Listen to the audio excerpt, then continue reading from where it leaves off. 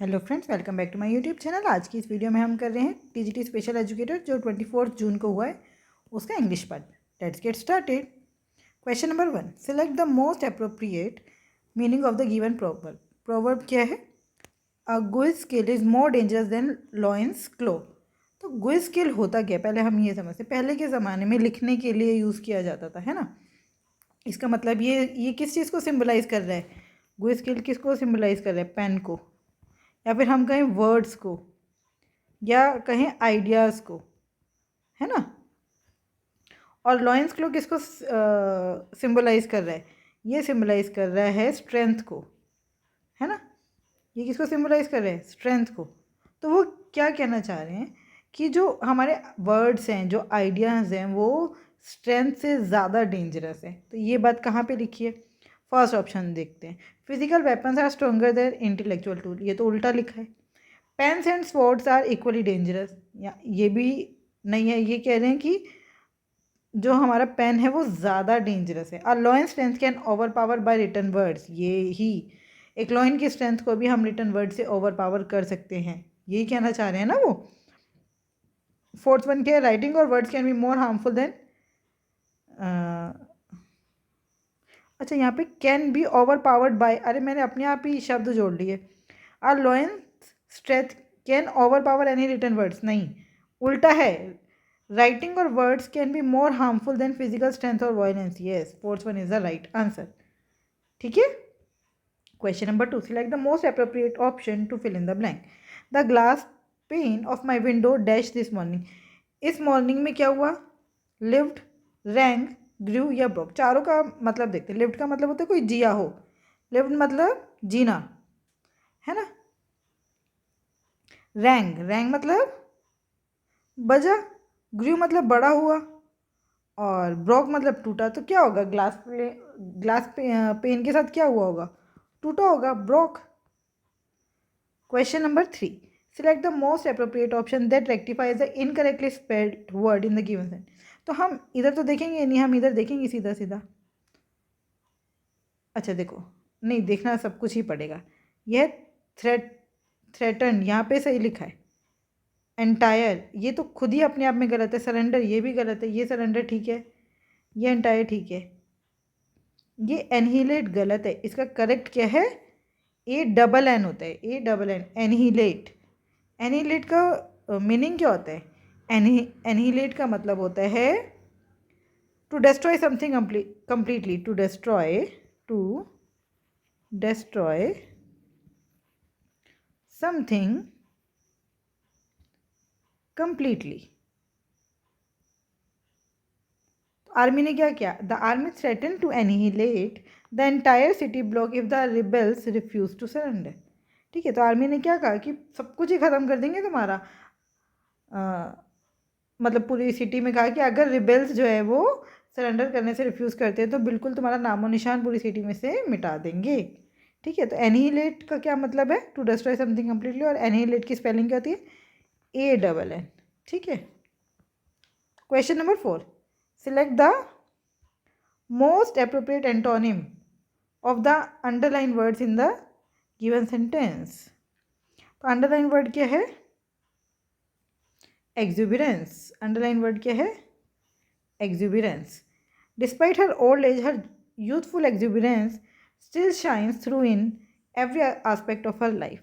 तो पहले तो हम ये देखते हैं एक्जुबिरेंस का मतलब क्या होता है। What is the meaning of exuberance? Exuberance means high energy. Exuberance means high energy. Vitality मतलब इंसान जो है वो खुश दिख रहा है, मतलब बहुत ही मज़े में लाइफ को जी रहा है। High energy. Enthusiasm, cheerfulness,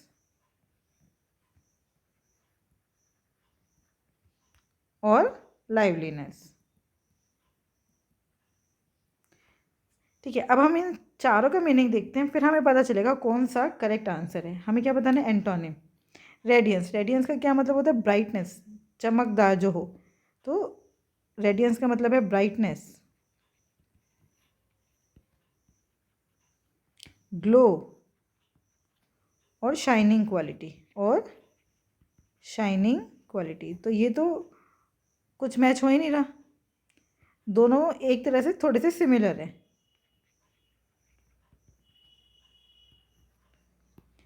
enthusiasm, enthusiasm का क्या मतलब होता है? एंथुजियाज्म का मतलब होता है ईगरनेस, एक्साइटमेंट, है ना, एक्साइटमेंट। ज़ील, ज़ील का क्या मतलब होता है? किसी चीज़ को मतलब पैशन, ज़ील मतलब पैशन। ग्रेट एनर्जी, तो ये भी लगभग सिमिलर हो गया।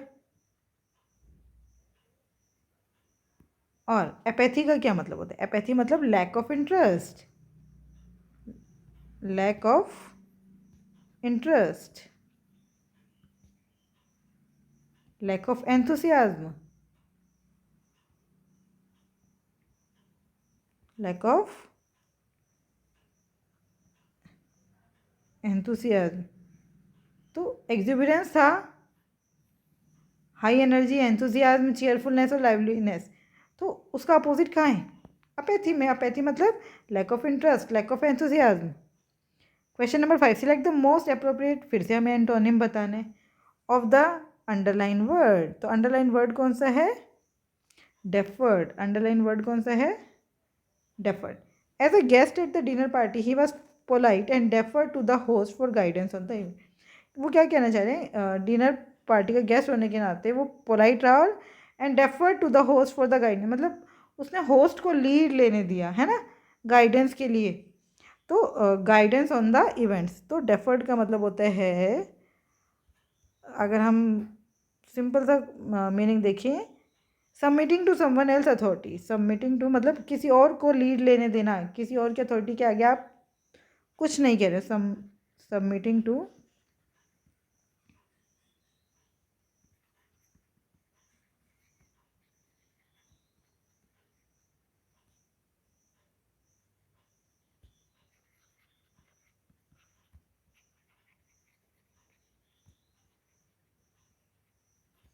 ठीक है।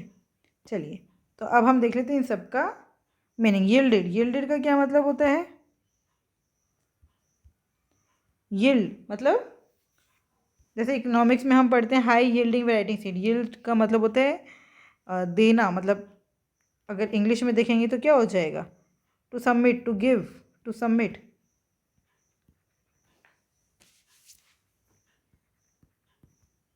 गिवन, ठीक है, या सरेंडर, तो ये तो लगभग सिमिलर हो गए। अपोज्ड, अपोज्ड का मतलब होता है रेजिस्ट करना, टू रेजिस्ट, और गो अगेंस्ट समवन। इग्नोर्ड, इग्नोर का क्या मतलब होता है? कोई अटेंशन पे करना, ना पे करना, टू पे नो अटेंशन टू समवन और समथिंग, टू पे no attention to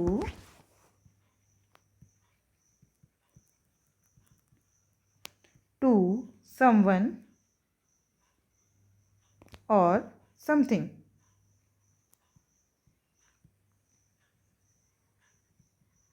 directed, directed का क्या मतलब होता है?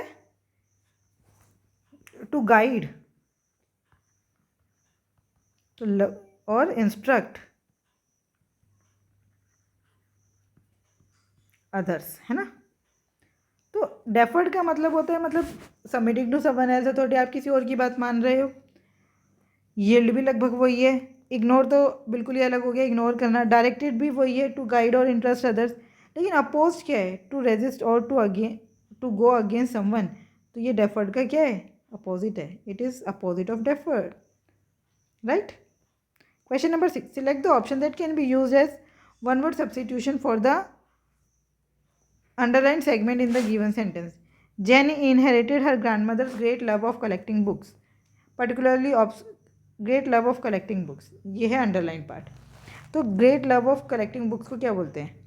बिब्लोफीलिया। क्या बोलते हैं? बिब्लोफीलिया। बिब्लो मतलब बुक, फीलिया मतलब लव। तो जो जिसको बुक कलेक्ट करना पसंद हो उसे क्या बोलते हैं? बिब्लोफीलिया। अब हम बाकी के मीनिंग भी देख लेते हैं। देखो, वर्ड को अकेला नहीं छोड़ना। न्यूमिस्मेटिक्स मतलब, न्यूमिस्मेटिक्स मतलब collection of coins, collection of coins currency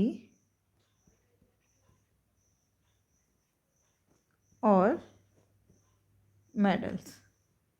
ठीक है, फिलेटली मतलब फिलेटली किससे रिलेटेड है? Study of collection and study of collection and study of postage stamps. Bibliophobia, biblio का मतलब मैंने आपको बताया अभी क्या होता है, बुक, और फोबिया मतलब फियर। फोबिया मतलब फियर, जिसको बुक से फियर हो वो क्या है? फियर और डिसलाइक ऑफ बुक्स। बिब्लोफोबिया क्या हो गया?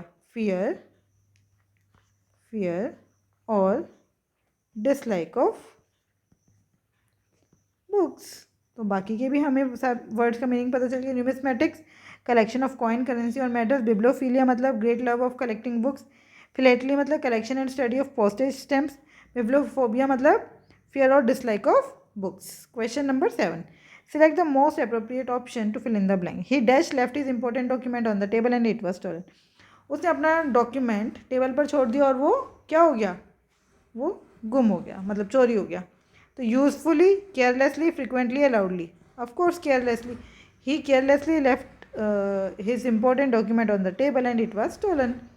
Question number 8. Select the most appropriate option to fill in the blank. Dash tall man standing near me is a minister. वो आदमी जो मेरे पास खड़ा है वो मिनिस्टर है। तो कौन?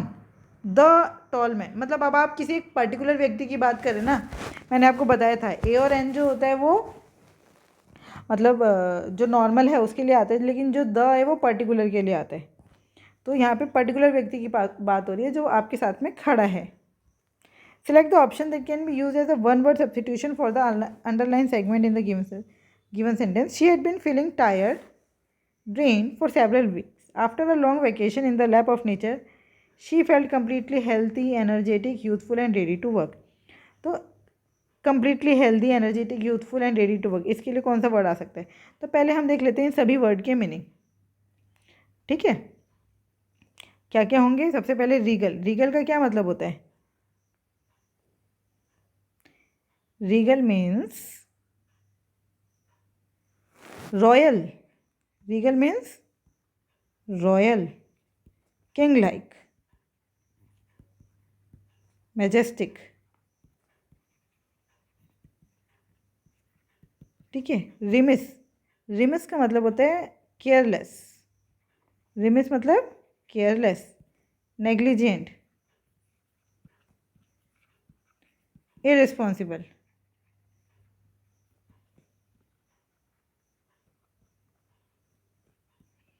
उसके बाद इंडोलेंट। इंडोलेंट का मतलब होता है लेजी, इनएक्टिव,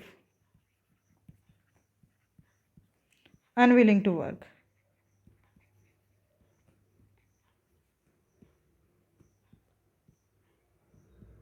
उसके बाद रिजुविनेटेड। रिजुविनेटेड का क्या मतलब होता है? मतलब रिफ्रेश्ड, एनर्जेटिक, रिफ्रेश्ड, एनर्जेटिक। तो यही है, refresh, energetic, youthful, ready to work, ये है rejuvenated. So rejuvenated is the right answer. Question number 10. What does the proverb make yourself all honey and all flies will devour you? Make yourself honey मतलब अपने आप को मीठा बना लो तो flies क्या करेंगे आपका? इसका मतलब समझो पहले। फ्लाइज विल डेवर यू का क्या मतलब होता है? मतलब लोग आपका फ़ायदा उठा लेंगे। इसका मतलब क्या होता है? लोग आपका फ़ायदा उठा लेंगे, आपकी काइंडनेस को एक्सप्लॉइट कर लेंगे।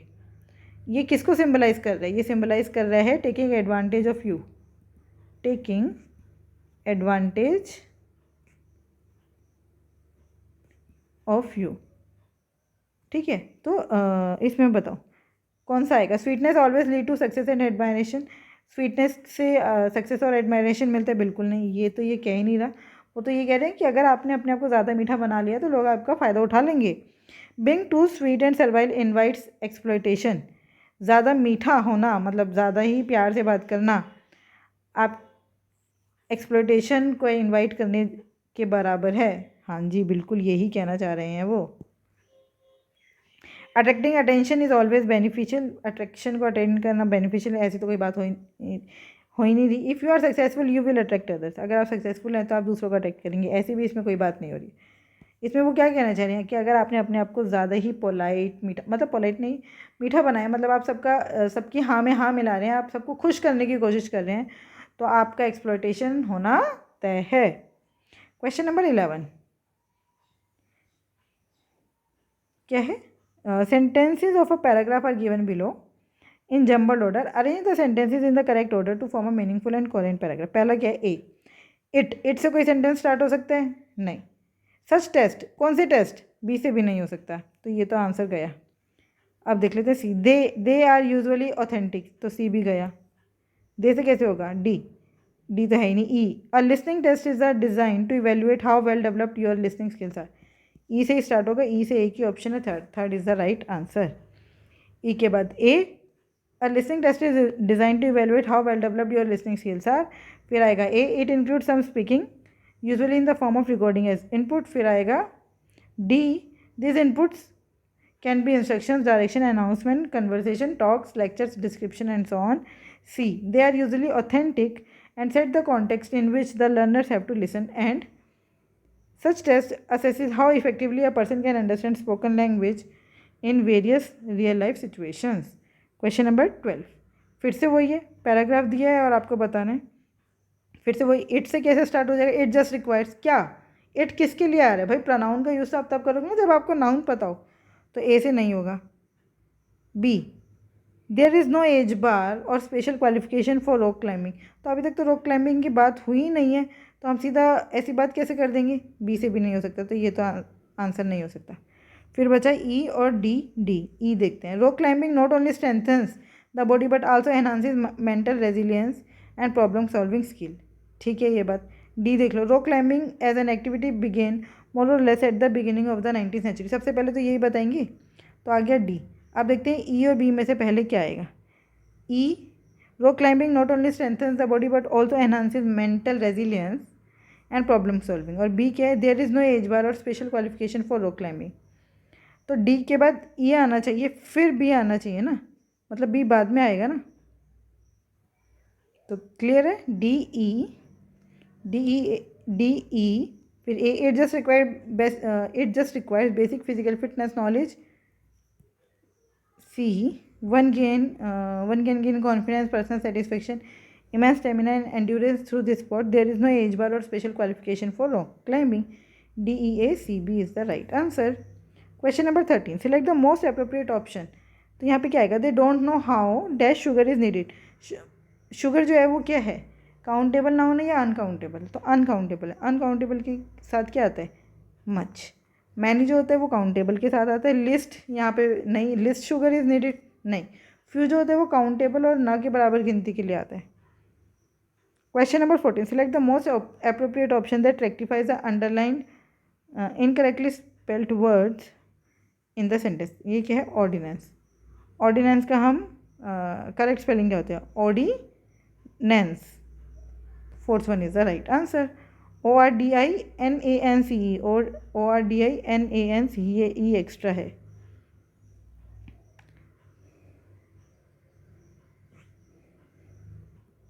अच्छा, ऑर्डिनेंस का मतलब क्या होता है? ऑर्डिनेंस का मतलब होता है अ लॉ या रेगुलेशन और रूल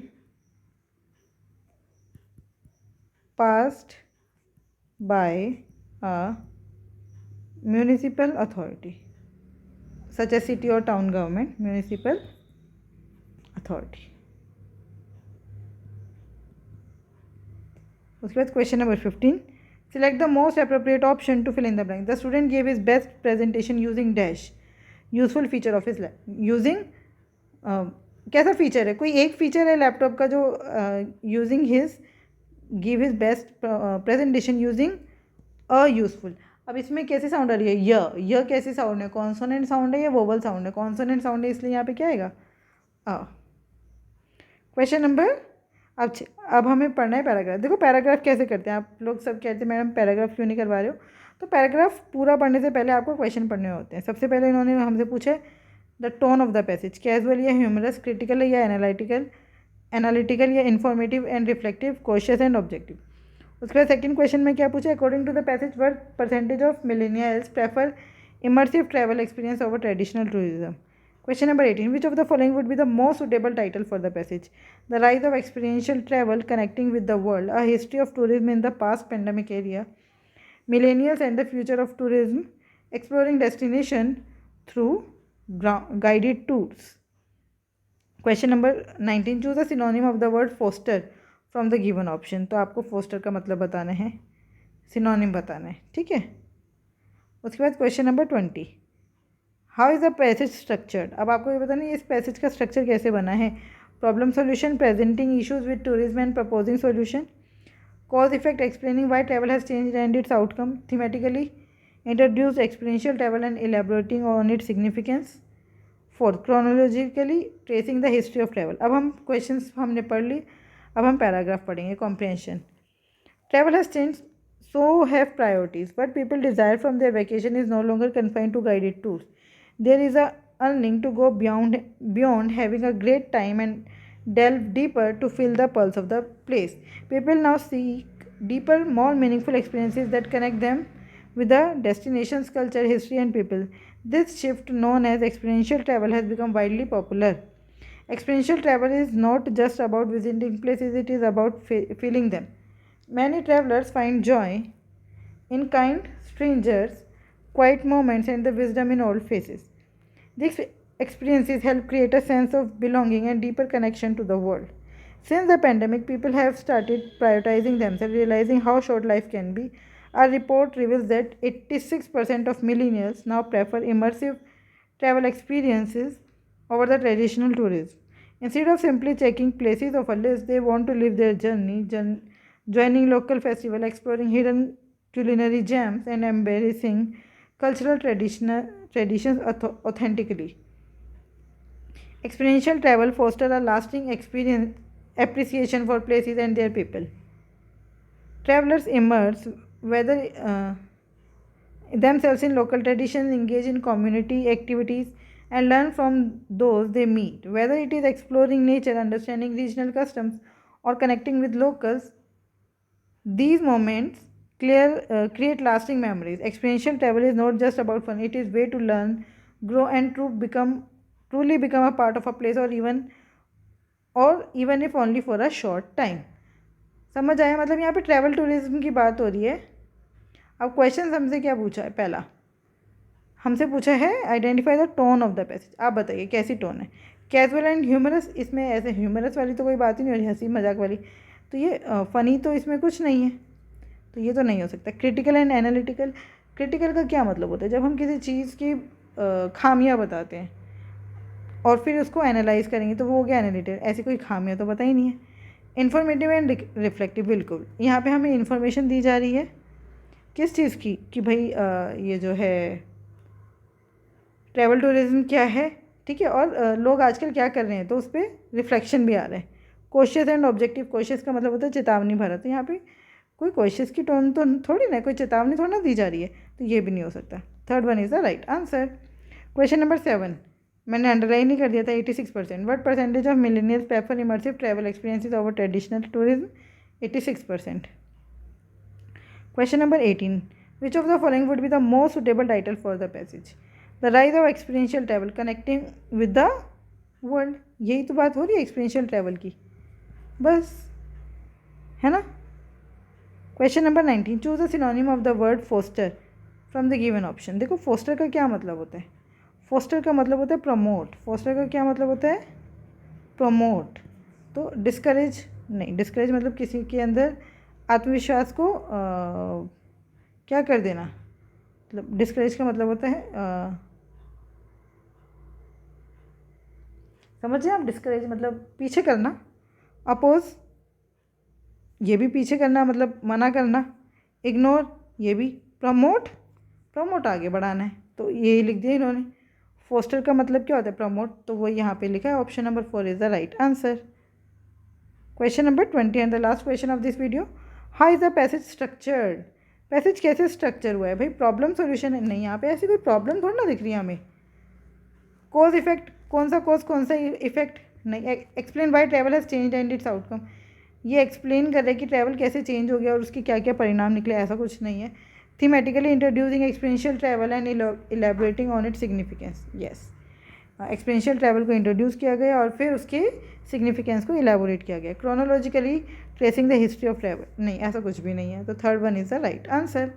आई होप ये 20 क्वेश्चन आपको समझ आए होंगे। फिर भी कोई डाउट है तो आप मुझसे जुड़ सकते हैं @maths PS1 टेलीग्राम चैनल पर। Thank you, keep learning, keep practising.